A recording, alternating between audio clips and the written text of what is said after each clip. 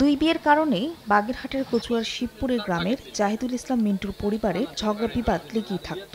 এরই জেরে সোমবার রাতে বড় স্ত্রীর সঙ্গে মিন্টুর পারিবারিক কলহ দেখা দেয়। এক পর্যায়ে বাইরে থেকে ৮ থেকে ১০ জন লোক মিন্টুকে মারধর করে ও ধারালো অস্ত্র দিয়ে আঘাত করে। এতে প্রাণ হারান তিনি। দুই স্ত্রীর সঙ্গে দ্বন্দ্বের জেরে এই হত্যাকাণ্ড বলে দাবি স্বজনদের। এখন পর্যন্ত গ্রেপ্তার নাই।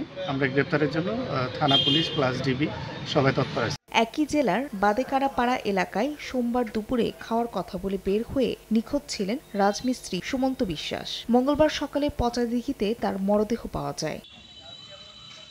মোংলায় প্রতিপক্ষের হামলায় আহত যুবক মহিদুল সোমবার রাতে খুলনা মেডিকেলে চিকিৎসাধীন অবস্থায় মারা গেছেন। এর আগে পূর্ববিরোধের জেরে মহিদুলকে মারধর করে বনি আমিন ও মাহমুদ হাওলাদার বলে অভিযোগ স্বজনদের। ঘটনার পরপরই অভিযুক্তদের গ্রেফতার করেছে পুলিশ।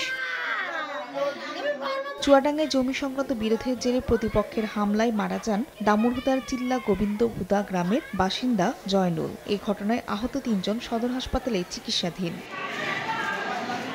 অন্যদিকে যশোরে নিখোঁজের ৪ দিন পর ভ্যান চালক আবদুল্লার বাক্সবন্দি অর্ধগলিত মরদেহ মেলে প্রবাসী সুমনের পরিত্যক্ত বাড়ির তালাবদ্ধ একটি রুমে। এ ঘটনায় জড়িত সন্দেহে সুমনের ভাই ইজি বাইক চালক রফিকুল ও তার স্ত্রী সন্তানকে অবরুদ্ধ করে রাখে স্থানীয়রা।